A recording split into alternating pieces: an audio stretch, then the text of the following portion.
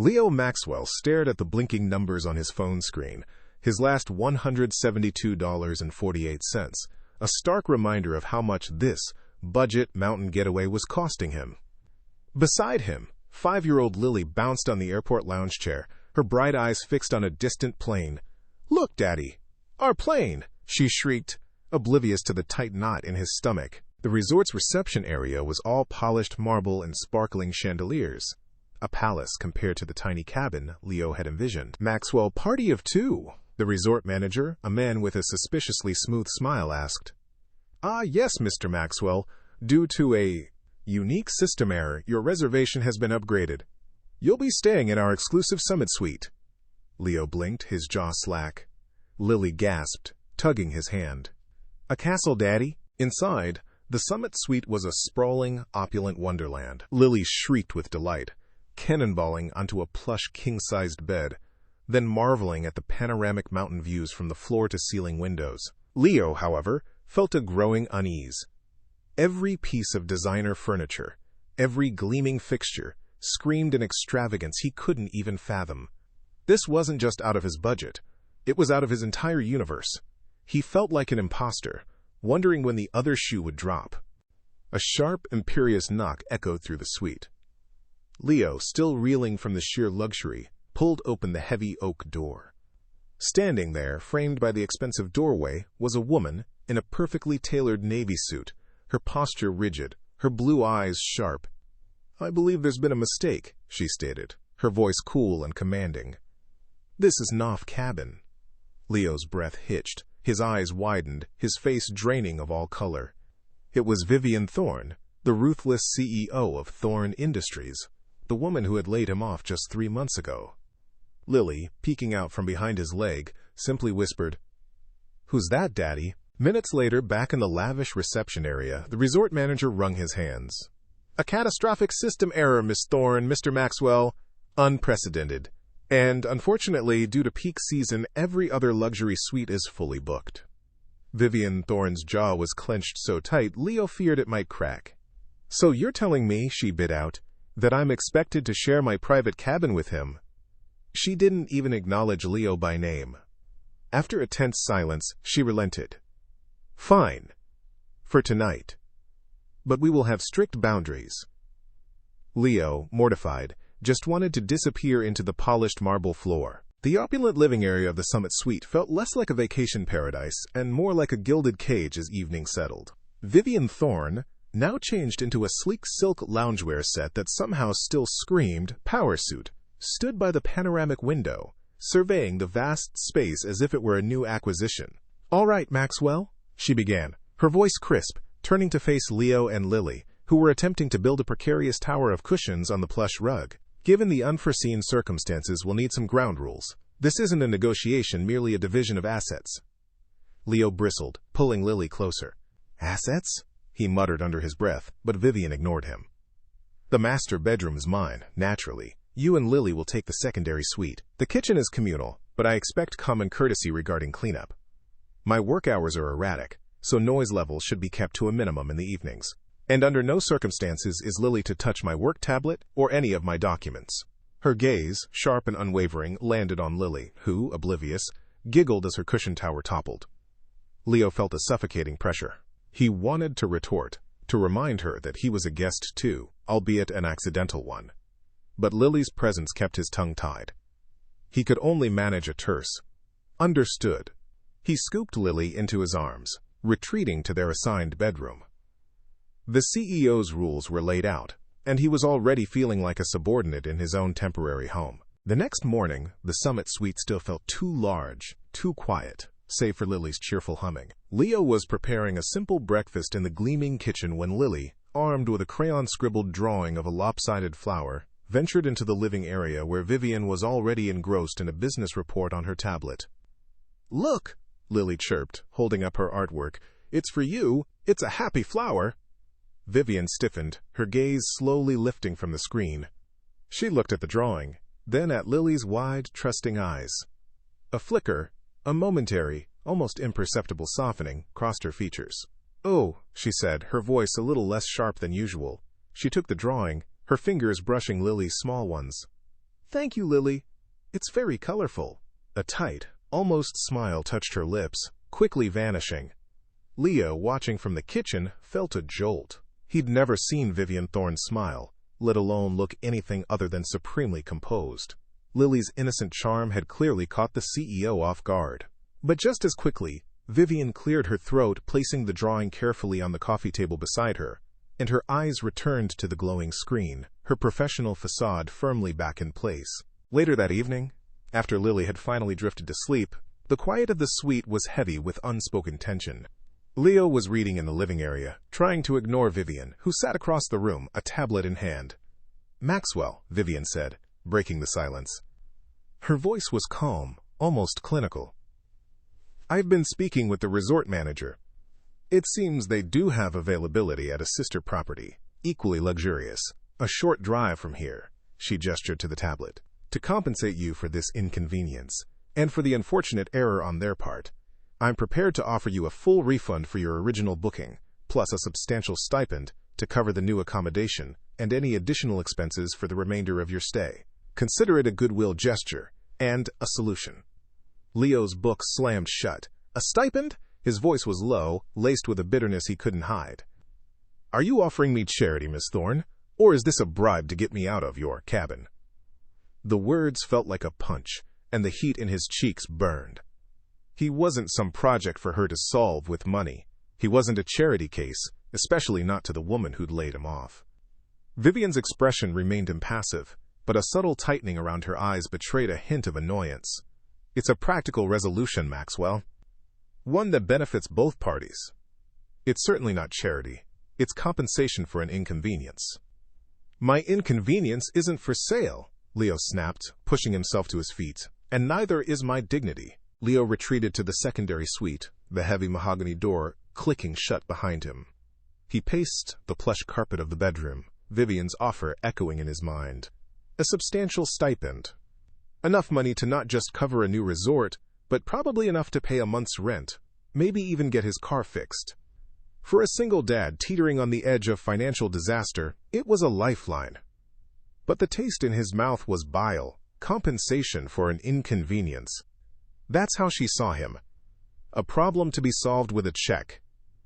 It wasn't about him or Lily, it was about her comfort, her space, her pristine sense of order. The woman who'd signed off on his termination now wanted to pay him off like a nuisance. His pride, battered and bruised by months of struggle, roared in defiance. He wouldn't take her money. Not like this. He would not be her charity case. He would endure the stifling tension, the awkward silence, the constant reminder of his failure, but he wouldn't accept gilded pity. He stared out the window at the distant, sparkling lights of the other resort cabins, each one a testament to wealth he couldn't afford. His face was etched with worry, but his jaw was set. He would stay. The next morning's breakfast was a masterpiece of unspoken rules. Vivian sat at the expansive dining table, already halfway through a minimalist, healthy meal, her eyes glued to a business report on her tablet. Leo, on the opposite side, carefully prepared Lily's cereal, meticulously avoiding eye contact.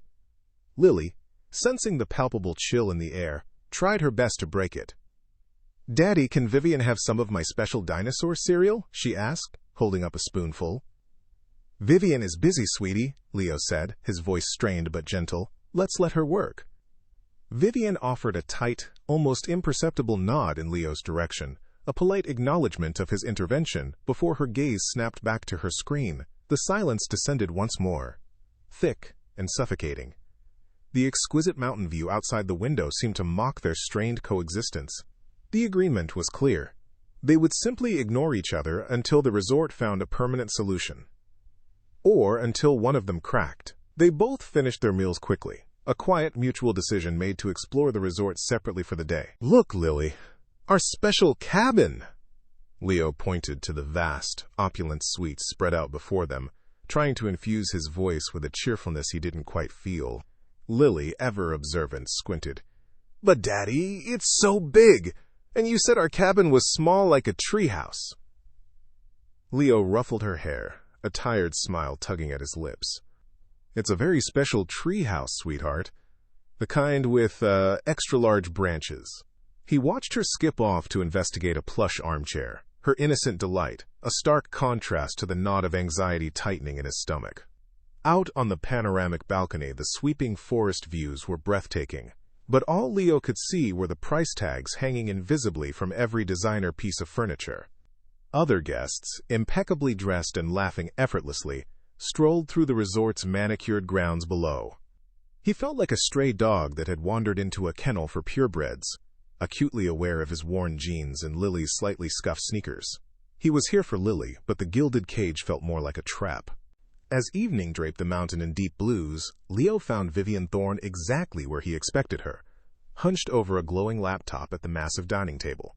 Documents were fanned out around her like battle plans, and her phone, always within reach, pulsed silently with notifications. She wasn't merely working, she was grossed, a formidable aura of concentration radiating from her. Her tailored blazer was still pristine, even after a full day, and her sharp focus seemed to block out the very air around her. Leo watched her for a moment, making sure Lily, happily coloring in their designated corner, wasn't drawing too much attention. There was a raw intensity in Vivian's posture, a relentless drive that Leo, despite his resentment, couldn't help but recognize. It wasn't just ambition, it was a deeply ingrained work ethic, almost a compulsion. He'd seen it in her before, in the late-night emails and the early-morning meetings. She carried the weight of her empire, even here, in a place meant for escape. "Mr. Snuggles! Where is Mr. Snuggles?" Lily's panicked wail tore through the evening quiet, instantly shattering Vivian's concentration. Her head snapped up, eyes wide with alarm. Lily was on the verge of a full-blown meltdown, tears streaming down her face as she frantically searched under the sofa cushions. Mr. Snuggles, her tattered elephant, was her emotional anchor. Hey, what's wrong, sweetie?" Leo knelt, pulling Lily into his arms. "He's gone. Mr. Snuggles is gone." Vivian, surprisingly, was already on her feet. "Let's check the bedroom," she suggested, her voice softer than Leo had ever heard it. For the next 10 minutes, the CEO and the single dad, flashlight beams dancing, crawled under beds and peered behind curtains. Leo was amazed to see Vivian on her hands and knees, her expensive suit jacket crinkling as she navigated the floor. Finally, Leo spotted a tiny gray ear poking out from behind a large potted plant. "Found him!" he exclaimed, relief washing over him. Lily shrieked with joy, snatching her beloved toy. Vivian even offered a small, genuine smile. "Well," she murmured, rising gracefully, "that was an adventure." Later, after Lily was finally asleep, the fragile truce dissolved. Vivian approached Leo, tablet in hand, her expression once again coolly professional. "Leo," she began, her voice carefully modulated, "I understand your situation is challenging. I've taken the liberty of compiling some resources." She gestured to the screen, displaying a list of programs for single parents, financial aid information, and even local childcare options. Whitmore Industries has several initiatives.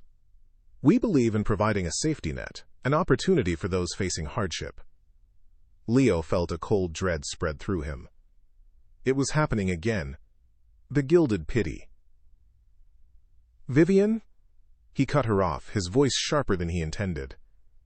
"I appreciate the thoughtfulness, but I'm not a charity case. I don't need a safety net, or opportunities, designed for people who can't manage their own lives." He crossed his arms, a rigid wall of pride. "I'm not looking for handouts. I'm looking for a vacation I paid for, not a project for your philanthropic portfolio." Vivian's face tightened, a flicker of something unreadable in her eyes, but Leo was too consumed by his own burning indignation to decipher it. He felt suffocated, trapped by her well-meaning, yet utterly humiliating, attempts to, quote, help. The grand dining table in the summit suite felt less like a shared space and more like a demilitarized zone. Leo, armed with Lily's cartoon-themed plate, sat opposite Vivian, who meticulously arranged her minimalist breakfast. Lily, oblivious to the simmering tension, chattered about a squirrel she'd seen. Leo watched Vivian, noticing the precise way she cut her fruit, the almost imperceptible frown when Lily's fork clinked too loudly. She was a creature of order. He, on the other hand, was an expert in controlled chaos. honed by years of single fatherhood. Vivian, in turn, found herself observing Leo's endless patience, the way he'd wipe Lily's mouth without being asked, the quiet pride in his eyes when his daughter giggled. A local artisan fair buzzed in the resort's common area, a vibrant splash of color and sound. Lily, clutching Leo's hand, pointed to a small wooden bird, her eyes wide. "Daddy, look!" Leo knelt, examining the intricate carving. "That's beautiful, sweet pea." He approached the vendor, a weathered man with shrewd eyes. "Lovely work," Leo began, his voice easy, a surprising charm in his tone. Though perhaps a little steep for a simple bird, even one as charming as this. Vivian, browsing a few stalls away, paused, subtly watching. She expected a quick capitulation, a shrug of resignation. Instead, Leo engaged the vendor in a friendly but firm negotiation, dropping a casual reference to regional wood types. He walked away moments later, the bird in Lily's delighted hands, having paid a noticeably lower price. Vivian, a CEO who prided herself on negotiation, felt a flicker of grudging admiration. "He's more than just a balance sheet number," asterisk, she realized, surprised. Later that night, after Lily was finally asleep, Leo found himself restless. He wandered into the main living area, expecting the quiet solitude he usually craved. Instead, he found Vivian. She stood by the panoramic window, silhouetted against the inky blackness of the mountain night. Her shoulders, usually so stiff with purpose, seemed to sag slightly. She looked small and tired. So profoundly tired that it stole his breath. A soft, almost inaudible sigh escaped her lips, a sound of pure, unadulterated weariness. He'd never heard her make a sound like that before. It was the sound of someone carrying the weight of the world, alone. Leo hesitated, then retreated, leaving her to her solitary vigil.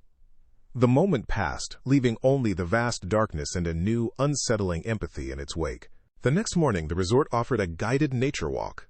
Lily, practically vibrating with excitement, dragged Leo along. To his surprise, Vivian joined them, maintaining a professional distance at first. But Lily's unbridled enthusiasm for every mossy rock and scurrying squirrel was infectious. "Look, Miss Vivian, a butterfly!" Lily shrieked, chasing a monarch. Vivian, despite herself, smiled. When Lily stumbled, Leo instinctively reached out, and Vivian, without a thought, steadied the little girl. Later, spotting a particularly vibrant wildflower, Leo commented, "My grandmother used to say those were fairy bells." Vivian actually chuckled. "Mine would have called them weeds." Their eyes met, a genuine laugh shared over a simple, silly difference. The crisp mountain air and Lily's joy had, for a fleeting moment, stripped away the layers of corporate hierarchy and past grievances, leaving only two adults sharing a pleasant moment. Back in the suite, Lily sat at the coffee table, diligently drawing. She held up her masterpiece, a crayon portrait. "Look, Daddy, it's Miss Vivian." She pointed to a figure with a bright, lopsided smile and a very sparkly crown. "She's so pretty, and she helped me find a special leaf on our walk. She is very kind." Vivian, who had been reviewing emails, froze. A faint blush crept up her neck, a sight so rare it almost made Leo blink. "Lily," Vivian said, her voice a little too stiff, "that's very sweet, but I'm just being polite." Lily tilted her head, unconvinced. Leo, however, watched Vivian. He saw the genuine surprise, the almost shy pleasure in her eyes before she quickly masked it. It wasn't pity, not this time. It was a genuine reaction to an innocent compliment, a glimpse of the woman beneath the polished CEO. The mountain storm hit with the sudden, violent force of a predator, lashing rain against the panoramic windows of the summit suite. A deep rumble shook the cabin, and then, with a sharp crack of thunder, the lights flickered and died, plunging them into darkness. Lily, who had been coloring quietly, gasped. "Daddy, it's dark!" she whimpered, scrambling to Leo's side. He pulled her close, fumbling for his phone's flashlight. Vivian, surprisingly, was already moving, her voice calm and practical. "There are emergency candles in the cabinet by the fireplace," she instructed, her voice cutting through the rising wind. Soon a soft flickering glow illuminated the room, casting dancing shadows. Lily, still scared, buried her face in Leo's side, but Vivian, now on her knees, pointed out a particularly dramatic lightning bolt. "Look, Lily! A giant flashbulb for the mountains!" Leo watched, surprised, as a faint smile touched Vivian's lips. The storm raged outside, but a fragile, shared concern settled between them. Hours later, the storm had lessened to a steady drumming against the glass.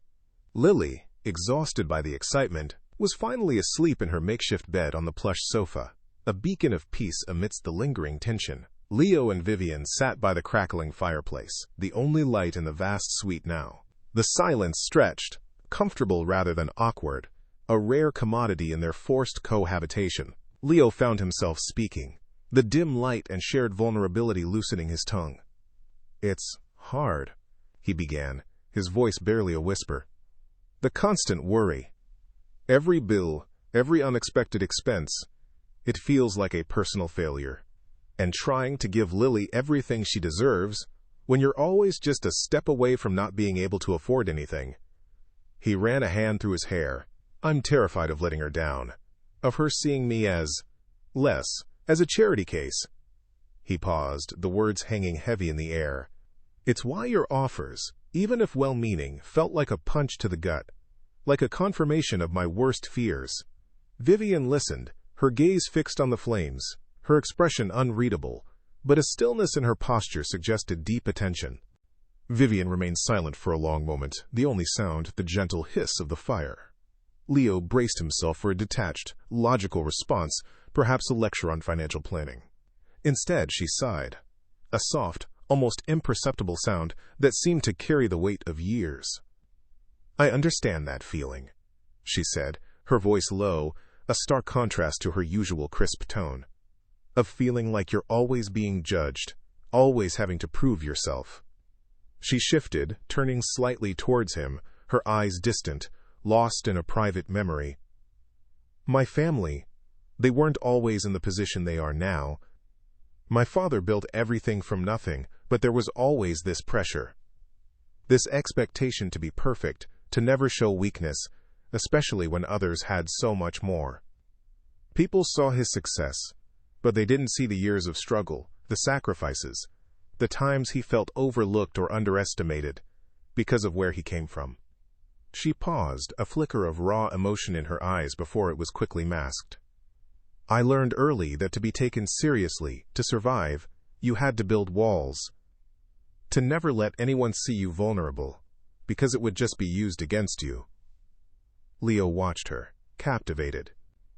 The ruthless CEO, the woman who had laid him off, was revealing a glimpse of a past he never imagined, a past that resonated with his own quiet struggles. The revelation hung in the air, a fragile bridge between them. The fire popped, sending sparks dancing up the chimney. "It's funny," Leo said, breaking the silence.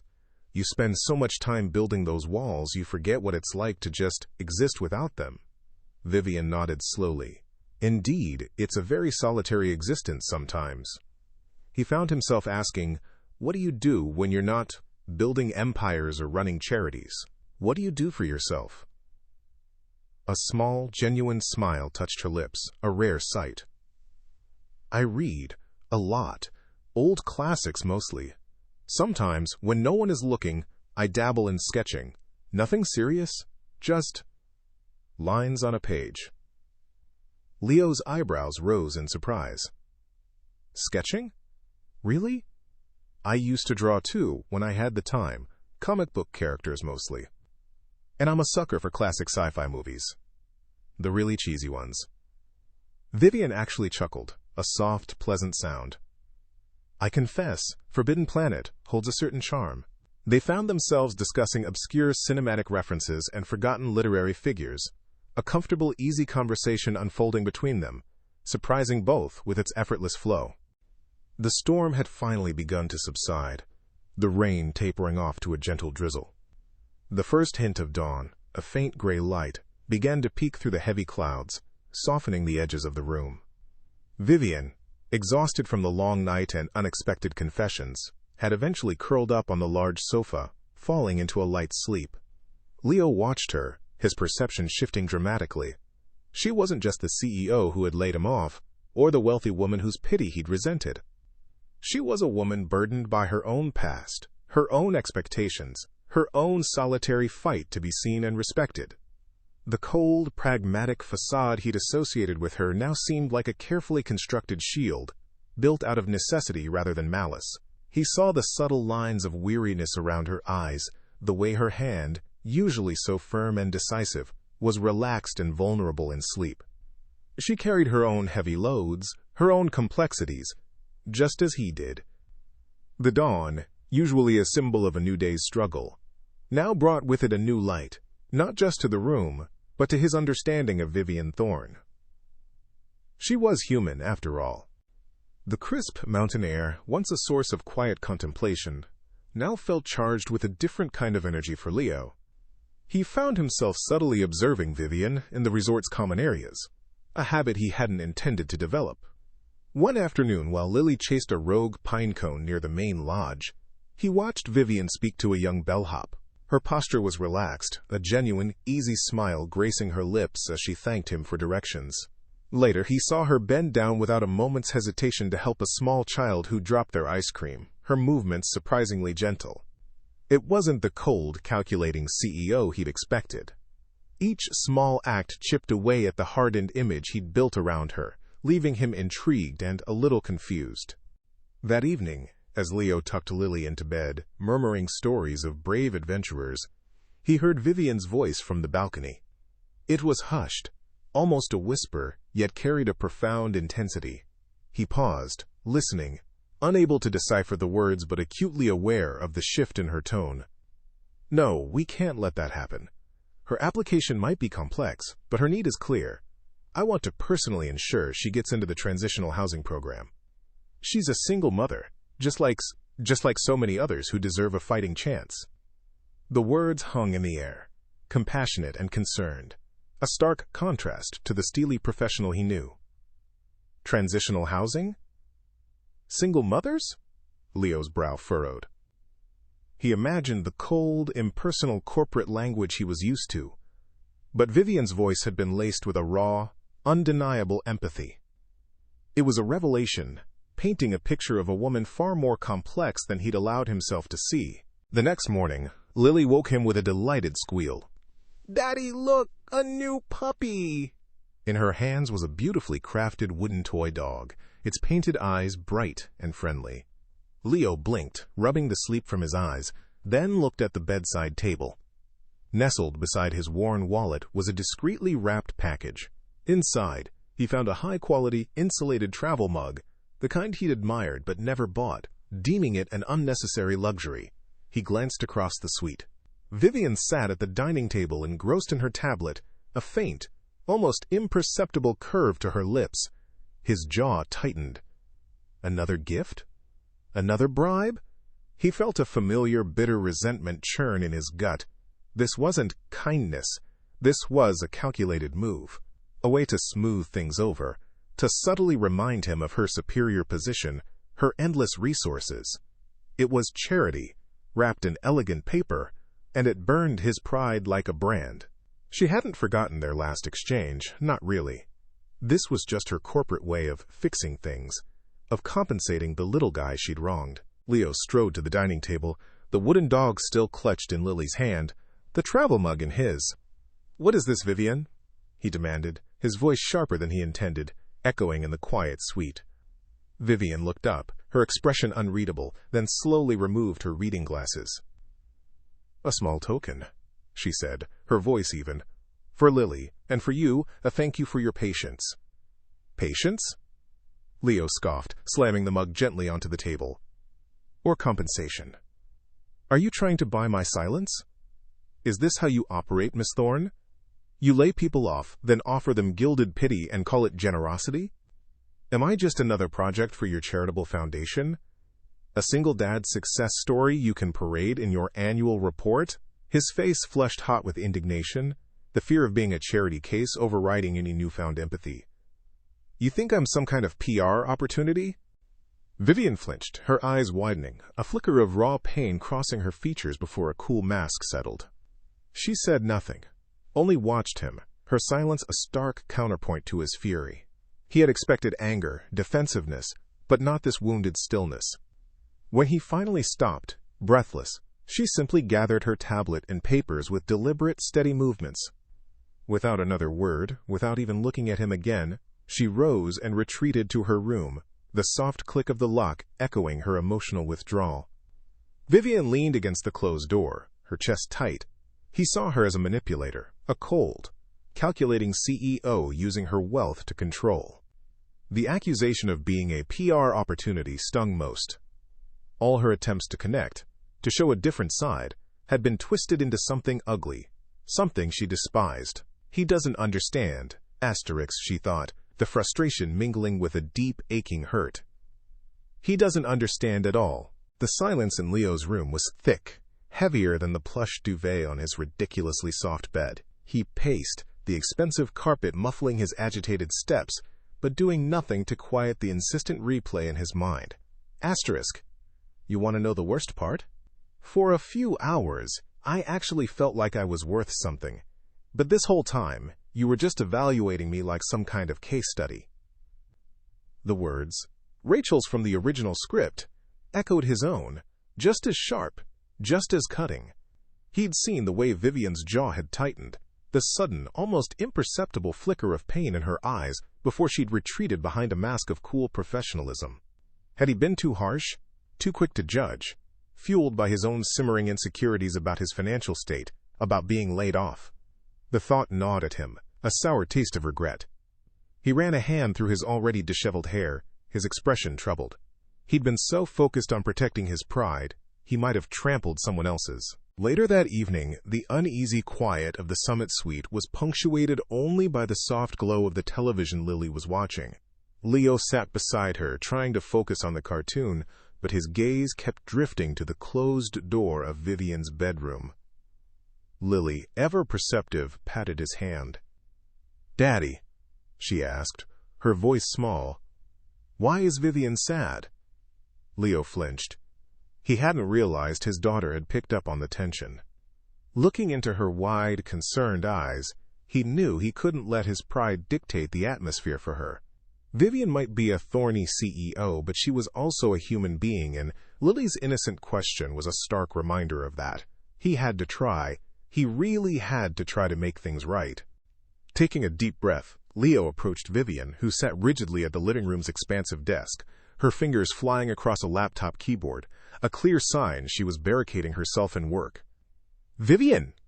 he started, his voice a little too loud in the cavernous room. She didn't flinch, didn't even glance up immediately. When she finally did, her eyes, usually sharp and assessing, were guarded, distant. "Yes, Mr. Maxwell?" Her tone was polite, formal, a stark contrast to the unguarded moments they'd shared over the past few days. "Look," he began, feeling a flush creep up his neck. "About earlier. I was out of line. I said some things I shouldn't have. My pride got the better of me. I'm sorry." He braced himself for a reaction, an argument, anything. Instead, she simply nodded, her gaze returning to her screen.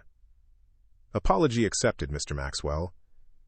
Now, if you'll excuse me, I have urgent work to attend to." Her dismissal was absolute, a wall of ice forming between them. The apology felt stiff, clumsy, and utterly ineffective. The next morning, a sharp knock announced the arrival of Marcus, Vivian's impeccably dressed assistant. Leo, trying to keep Lily occupied with puzzles in their designated corner, watched as Vivian's demeanor instantly shifted into full CEO mode. "Marcus, good. Did you bring the revised proposal for the Second Chances initiative?" Vivian asked, her voice crisp and authoritative. "Yes, Miss Thorne," Marcus replied, handing over a sleek tablet. "And I've already contacted the Chicago branch about the new mentorship program. They're thrilled. Your personal investment in these initiatives, especially the ones for displaced workers and single parents, really makes a difference." Leo froze, a piece of his puzzle falling into place. Second chances. Mentorship program. Single parents. He strained to listen, hidden behind the large armchair. "It's important to me, Marcus," Vivian said, her voice softer than it had been moments before, "that these aren't just handouts. They're opportunities. Everyone deserves a fair shot, regardless of their starting line." Leo's stomach twisted. After Marcus departed, leaving Vivian immersed in her work, Leo retreated to his room, the pieces of information clattering together in his mind. Her initial offer of a different resort, not a bribe, but compensation for a systemic error. Her suggestions of programs for single parents, not gilded pity, but resources from initiatives she personally championed, born from a desire to empower, not patronize. And that hushed phone call he'd overheard, the one filled with genuine compassion. He'd been so convinced he was being targeted, seen as a charity case, that he'd completely misread her. His own insecurities, his bruised pride from the layoff, had twisted every well-intentioned gesture into an insult. Shame washed over him, a burning tide. He hadn't just been wrong, he'd been profoundly unfair.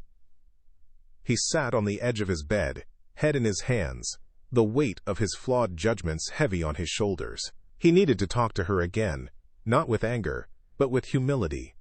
The afternoon sun, typically a cheerful presence, felt muted in the summit suite. Leo found Vivian in the living area, meticulously organizing a stack of blueprints on the glass coffee table, her back ramrod straight. He cleared his throat, the sound unnaturally loud in the quiet space. Vivian's shoulders tensed, but she didn't turn immediately. Taking a deep breath, Leo stepped forward, his pride a heavy stone in his gut. But Lily's innocent question from the night before echoing louder. "Vivian," he began, his voice rougher than he intended. I owe you an apology, a real one." He saw her stiffen further, then slowly she turned, her expression guarded, wary. "What I said yesterday was out of line. It was unfair. I let my own fears, my own stupid pride, blind me." He met her gaze, seeing the lingering hurt in her cool eyes. "I shouldn't have accused you of being manipulative. I had no right." Vivian studied him for a long moment, her expression unreadable, before a subtle softening around her eyes. She gestured to the plush sofa opposite her. "Sit, Leo," she said, her voice quiet, lacking its usual crisp authority. He sat, leaning forward, ready to absorb whatever came next. "You're right," she began, her gaze distant, fixed on the panoramic view outside, as if seeing not the mountains, but memories. "Your accusations stung because they hit close to a truth I've spent my life fighting. The truth of being overlooked, of being judged not for who I was, but for what I didn't have." She paused, a flicker of raw vulnerability crossing her features. "My family, we weren't always Thorn Industries. My mother worked 2 jobs, sometimes 3, just to keep a roof over our heads. We lived in a small apartment above a laundromat, and every day was a battle. I knew what it felt like to wear clothes that didn't fit, to pretend I wasn't hungry at school, to feel the weight of pity from people who had no idea what it took to simply survive." Her voice was barely a whisper now, utterly devoid of the CEO's polish.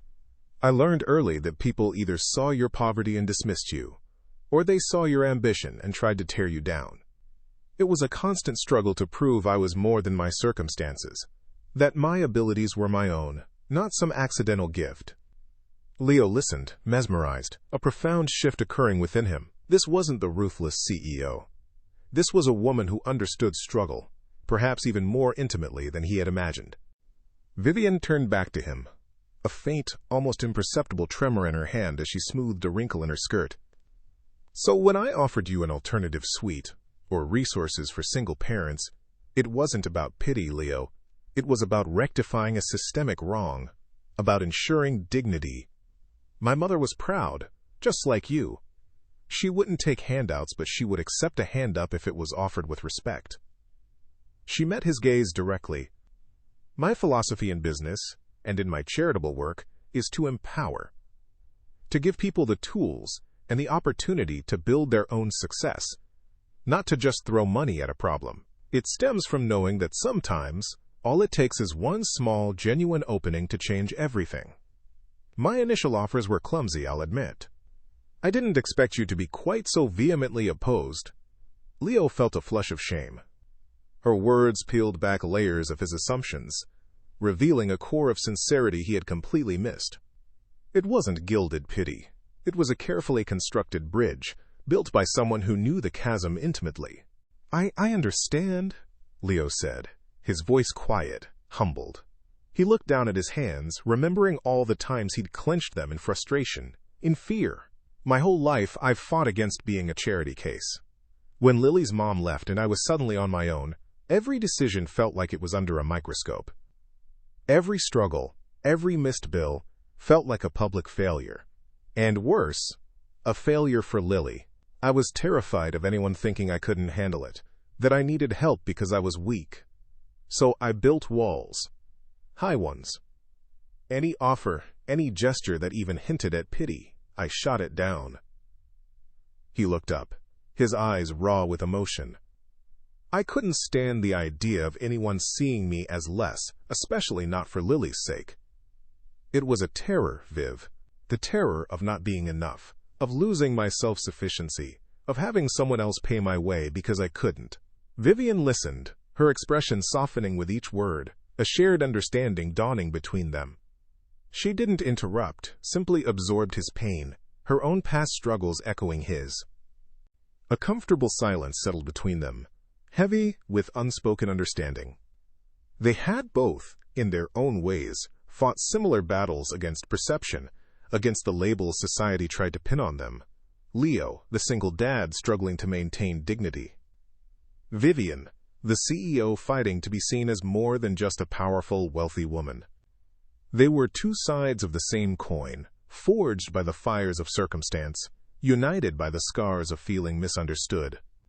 Vivian reached out, her hand hesitant, then gently covered his. It wasn't a business touch, nor a gesture of pity. It was a quiet acknowledgement of shared humanity, a silent promise of connection.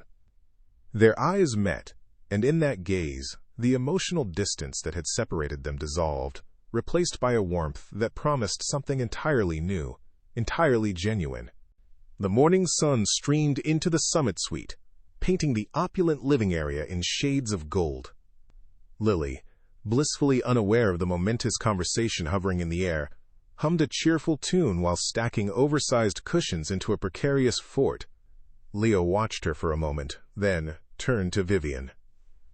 "Vivian," he began, his voice softer than she'd ever heard it. "About everything I said, my accusations, they were born of my own fear. I was wrong." He took a hesitant step closer, the lightness in the air a stark contrast to the heavy words. "I let my pride blind me to your genuine intentions. I'm truly sorry." Vivian met his gaze, her usual composure softened by a vulnerability he now recognized. "I understand, Leo," she replied, a hint of a smile touching her lips. "And I appreciate your honesty. It means a lot." Later that morning, after Lily had disappeared into a world of imaginary adventures in her fort, Vivian found Leo by the panoramic window.